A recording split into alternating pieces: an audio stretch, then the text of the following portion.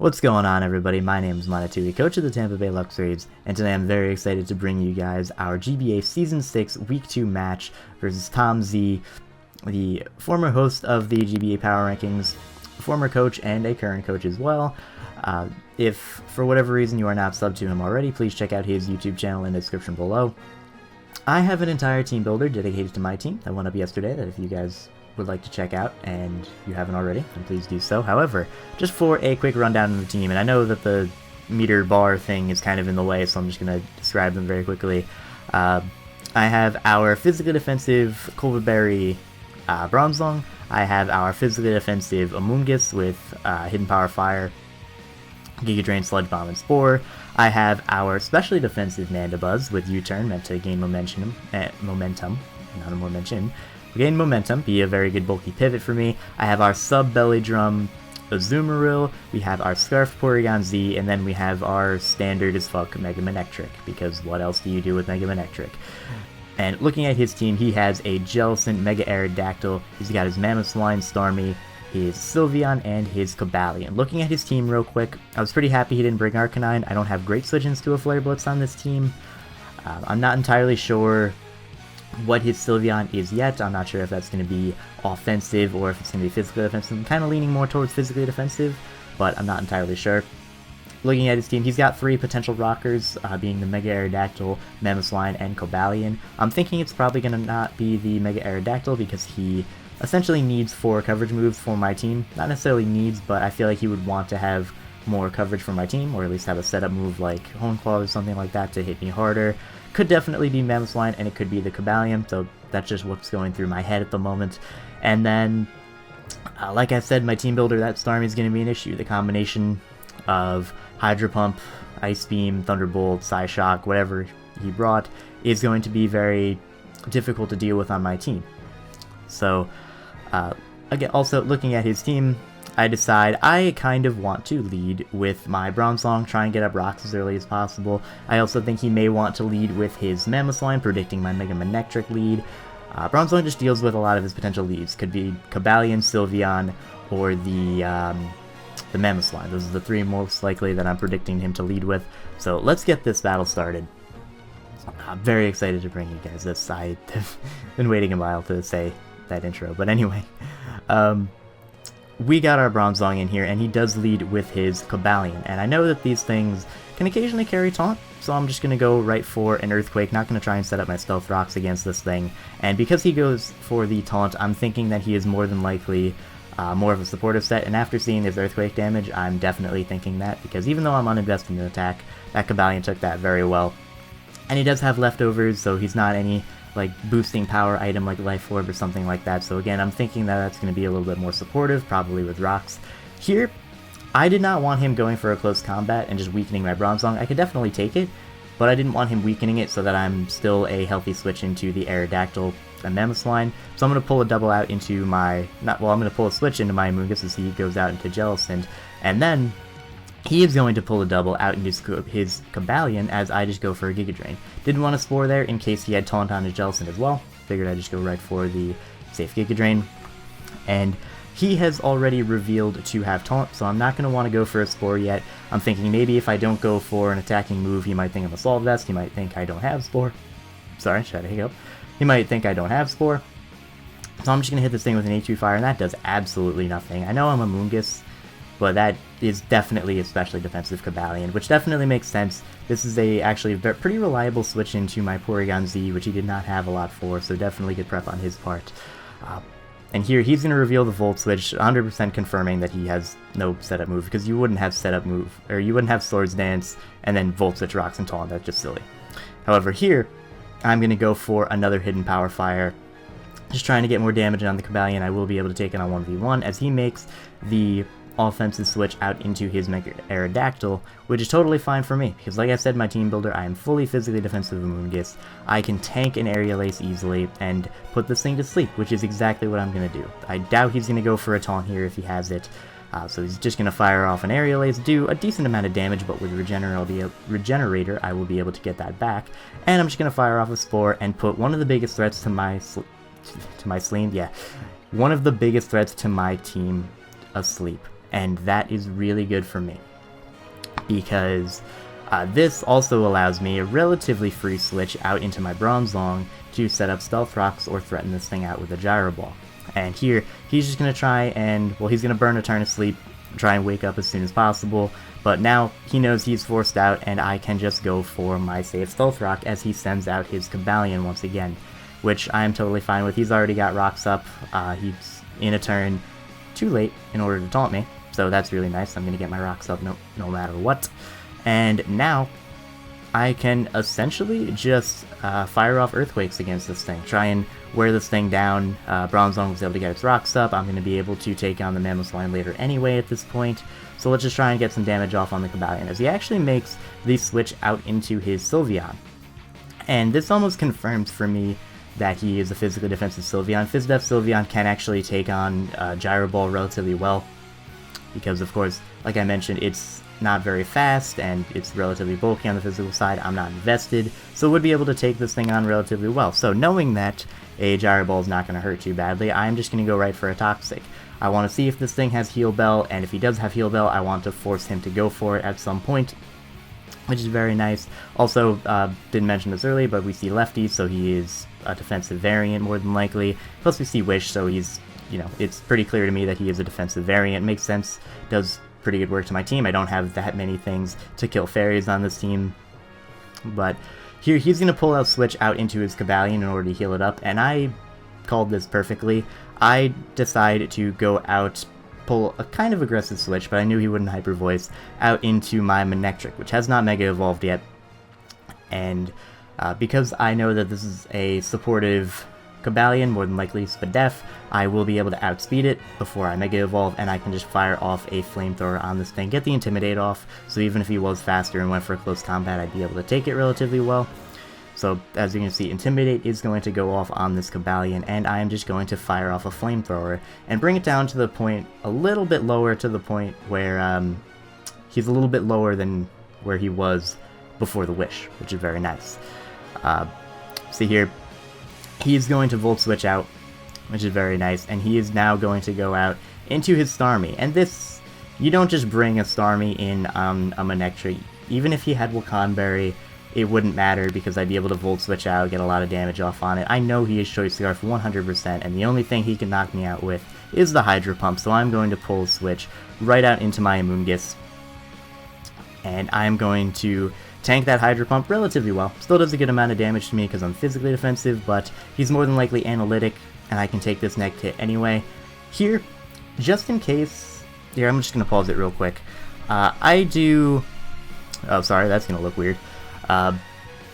I make, in my opinion, a very good play here. Looking at my team, Mandibuzz does not do a ton for me. He has the Mega Aerodactyl. I know the Starmie is Scarfed. I can't really touch Cobalion. I know the only thing I can do is your turn out versus it. So Mandibuzz is kind of looking like my most expendable member. Also, I wanted to right here scout for his bluff. If he just hard switched out into Starmie, knowing that I would switch out fearing the Scarf, he could have then followed up with a Psyshock or Psychic and just knocked me out. By hard switching out into Mandibuzz, I get the best of both worlds. If he stays in, goes for another Hydro Pump for whatever reason, then okay, I lose my Mandibuzz, but it was the most expendable thing anyway. If he pulls the switch out into something like his Mega Aerodactyl, I'll be able to threaten that with a Foul Play or U-turn out. And also good scenario for me, if he stays in and goes for the Psychic move, trying to bluff the Scarf on me earlier, then I'll be immune and I'll be able to get off a U-turn, gain myself momentum. So that overall, that is just my best play. So I'm just going to pull a double out, not necessarily a double, but I'm going to pull a switch out into my Mandibuzz, as you guys will see in 1 second. Yep, there it is. And I could have gone for a Foul Play, gotten off massive damage on this thing, but I'm thinking he's going to want to switch. He knows he's more than likely going to stay asleep this turn, and a Foul Play is going to do a lot. So he is going to pull the switch out into his Sylveon, which I'm totally fine with because I'm going for the U-turn to get myself initiative, and with the poison, with the rocks, he is going to be gradually worn down, which is essentially the only way I can kill this thing, because like I said earlier, fairies are a problem for this team, especially ones that are this bulky on both sides, because my fairy killer, my fairy resists are Moongus and Bronzong, neither of which are offensive, so Here, I'm going to go out into my Moongus because I know I can 2-hit KO him from this range with the Sludge Bomb. Unless he's some like weird Max Spadef variant, which I don't think he is. And this is still good for me. He's going to switch out. And he is going to go out into his Nick, which is actually his Mammothline. So now he is trying to pull this game back by making very offensive switches, which is definitely good on his part because Mammothline is an issue to my team. Like I said, Bronzong is the only thing I have to really switch into that safely. Ice Shard is an issue. Ice Ground coverage against my team is just very good in general. However, here I make the play out into my Bronzong, because I know even if he goes for knockoff, I can take it with the Colbur Berry, but he's going to go right for an Icicle Crash. And as you guys can see here, I'm able to take that relatively well, and he's going to reveal the Life Orb. So now, I feel like he's going to want to stay in and try and knock me out with knockoff, but with the Colbur Berry, I am going to just tank this knockoff easily, and from the range that this Mammothline is at, I will easily be able to knock it out with the Gyro Ball. And one of the biggest offensive threats to my team is now gone. One of the biggest checks to my my Mega Manectric is gone. I can freely Volt Switch around his team. His only real switching is the Sylveon at this point, and even that is weakened, and he is now switching this hard into my Bronzong, meaning that he is essentially forced to wish or knock me out somehow, and he reveals the hidden Power Fire to do just that and just to knock me out, which is totally fine. Bronzong did its job. It wasn't going to wall Aerodactyl anymore anyway. And I have other ways to take out the Aerodactyl. I still have my Scarf PZ with Thunderbolt in the back. So this is still a totally fine situation for me. Now, he is going to, obviously take the poison damage, wear himself down a little bit more, and I can send out my Moongus. Like I said, physically defensive, even if he had Psyshock, which I doubt he does at this point. I'm pretty sure he's 2 attacks, Wish Protect. I'll be able to take it. I can take HP Fires easily. I'm just going to fire up a Sludge Bomb, do a nice amount of damage to that Sylveon as he throws up a Wish. And this is a war that he cannot win. With the Toxic racking up, he will not be able to recover enough health to successfully take on my Moongus. So I can essentially just spam Sludge Bomb until this thing is dead or he switches out. And if he switches out, he's switching out at low health. I actually go for Giga Drain here just because it would kill, just in case he went out into something like Aerodactyl. I wanted to get a little more damage on that. It didn't really matter what I clicked there because he obviously protected. And here, again, I have no reason to just not click English. I have no reason to just not click Sludge Bomb. Even if he goes out into his Cobalion, I still beat that 1v1. The best he can do is Volt Switch and try and predict what I'm going to go for and maybe get an offensive switch into something, but he doesn't have a lot of those options anymore because I've worn down his team very well at this point. Even if he stays in and his last move is Iron Head, the best he can do is try and flinch me. If he's not offensive, he's doing nothing to my Amoonguss, and I'll be able to spam HP Fire until that thing dies. Now, here, as you can see, Sylveon is going to go down to the poison damage, meaning that Bronzong gets its kill, which is very nice. And now he is going to send out his Mega Aerodactyl, trying to wake up so that he can potentially knock me out. However, I'm not going to risk my Amoonguss. It beats the majority of his team at this point. Once again, I'm just going to go out into my most expendable member, my Mandibuzz, as he is going to stay asleep once again, which is very nice for me. Granted, he's going to get the Wish back, and that is kind of unfortunate because after Rocks and Aqua Jet from Azumarill will not knock him out if he's got some HP investment. It's still fine because I still deal with that thing with Scarf PZ plus Azumarill anyway. So now he's going to go out into his Cobalion, and I know that Foul Play is going to activate Justified, but I don't care. I am a Mandibuzz, I'm very bulky, and the more I boost his attack, the more I'm going to do with Foul Play anyway. So I'm going to go for Foul Play. It does pathetic damage, but with Justified going up, I will be able to continuously do more with Foul Play anyway, and even if his last move is Close Combat, he won't be able to knock me out. He'll lower his defenses. He's at +1 attack. Foul Play is going to do even more damage, put it in range of Aqua Jet, which is going to be really good for me. But he makes the smart play. He goes right for the Volt Switch, and gonna get a crit. Doesn't really matter because Mandibuzz is specially defensive, and it is just ridiculously fat. And then to take on that Starmie, like I said earlier, and he is just going to Hard Switch out into his Jellicent. And this is actually the opportunity I have been waiting for. As you can see, he reveals the Colbur Berry. That was more than likely for a knockoff coming from Azumarill, so definitely good prep on his part. However, I am able to pop that here. Not that it matters, because, as you know, my Azumarill does not have Play Rough. I mean, My Azumarill does not have knockoff. It's Player Off Aqua Jet, Sub Belly Drum. But here I am just going to fire off a Toxic on this thing, essentially just making sure that I can wear it down. Foul Play is going to do absolutely nothing because Jellicent's attack stat's not great.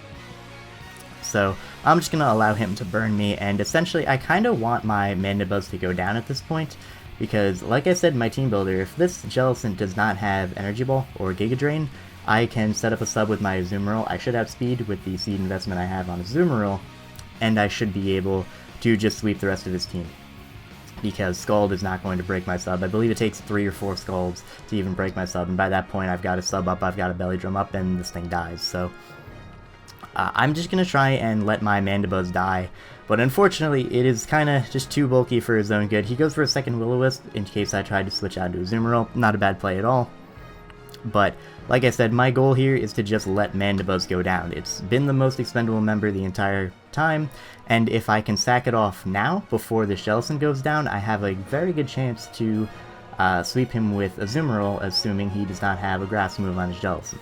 So, like I said, that's all I'm doing. I'm just going to let these few turns play out, because, you know, it's just Foul Play plus Scald, Foul Play plus Scald.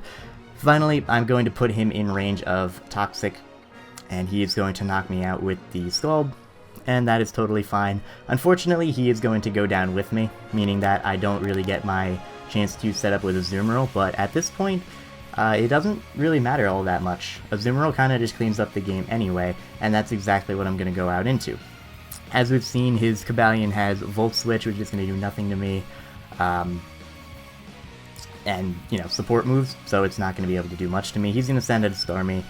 With the HP investment I have and Azumarill's natural bulk, I know I can take a Thunderbolt. He doesn't even go for the Thunderbolt, he goes right for a Psychic, which I'm able to tank easily.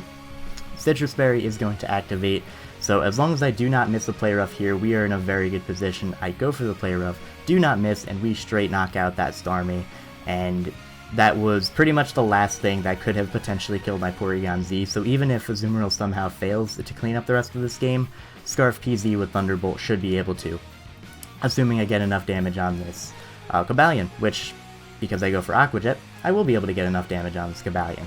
And the great thing is, because the best thing to hit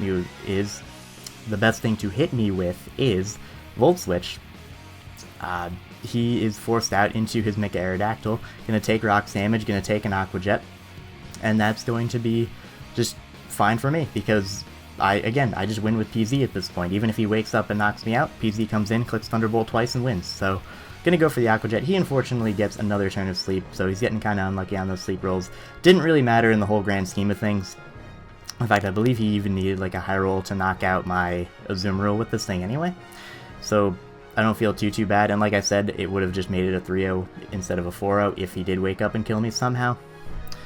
But anyway, now Cobalion is going to come in, and I can just click the Aqua Jet button, and we are going to win our first match of the Global Battle Association 4-0, which is absolutely incredible. Screen's gonna look weird for a second. There we go. I don't know why that happens. Camtasia, you're great. This isn't even Camtasia. Cool. Anyway. We won, and that was a very good battle. Thank you, Tom. Like I said, check out his channel. It'll be in the description below if for whatever reason you aren't sub to him. This really boosted my confidence in the team that I inherited. I was a little bit nervous to use these mons just because there's really not much here that I've ever used in a draft format. And even though, like I said, I did enjoy the team, like I like the team structure, it's still not something that I created with my own cognitive thoughts, you know. Each of the pieces of this team were put together by Gubbs and not by me, so we would probably have been looking at a completely different end result if I had been picking a team and if he were picking a team. But I really like this team, and I feel like I was comfortable building with this team. I was very comfortable playing with this team. It was still easy to identify win conditions. It was easy to identify what walled his team. I was able to make somewhat passive walls in Mandibuzz and Amoonguss, just not as passive, and I was able to make them gain me momentum. Mandibuzz with U-turn, and Amoonguss with good aggressive switches and with Spore. So this was just a really good boost for me to feel out the team, and to feel out the team in a way that made me more comfortable with the team, because I really enjoyed using this team and it performed well for me. So that's enough of my rambling. Thank you guys very much for watching. I hope you guys are looking forward to next week. We are going up against John, aka Pokemon, of the New Orleans Pelipers, and that is definitely going to be an amazing match. So once again, thank you guys for watching, and I'll see you next time.